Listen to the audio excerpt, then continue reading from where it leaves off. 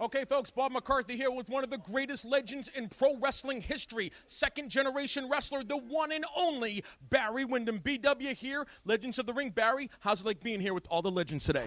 Well, you know, I've got to meet a lot of people and see a lot of people that I haven't seen in a long time, and it's actually been a very rewarding experience. And I'm glad to see that everybody's been out here, that has been here, has enjoyed it, and I hope that they'll enjoy the rest of the day. You won so many titles in your illustrious career with Mike Rotundo, the WWE Tag Team Champions, to becoming the NWA Champion and a member of Notorious Four Horsemen. What was it like, your years with the Horsemen? Probably those were the most memorable, you know, the travel with the Horsemen, just and, you know, the times in the ring, just the opponents that we faced. You know, it was always the best of the best when we were as the Horsemen.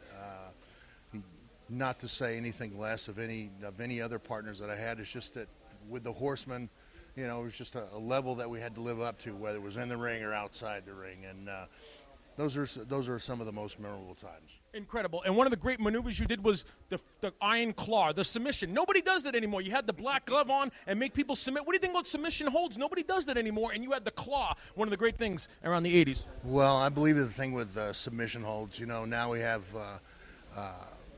you know, mixed martial arts, so we have a lot of submission wrestling, you know, out there with pro wrestling as it is, you know, pro wrestling entertainment. People want to see more of the, you know, flying around and more of the acrobatics and stuff like that. So that's probably why you don't see as many of the submission holds in, say, WWE or TNA than you did in years past. Brother Kendall, your father, Blackjack Mulligan, did you know as a child that you were going to get in the business with your father being so popular as a wrestler?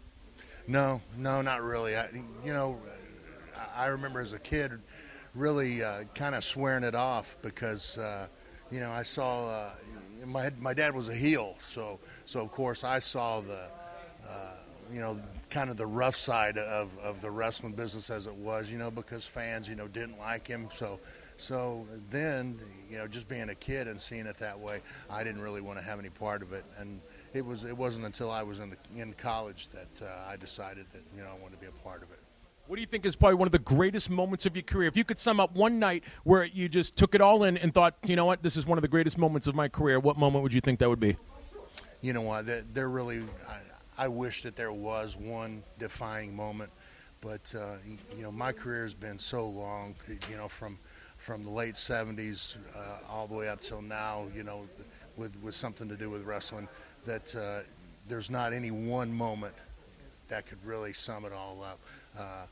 You know, I've had moments that I get to look back over, you know, the times with the Horsemen, times with Rotundo, you know, times with Bradshaw, you know, just to name a few that you know, are memorable times in my career. But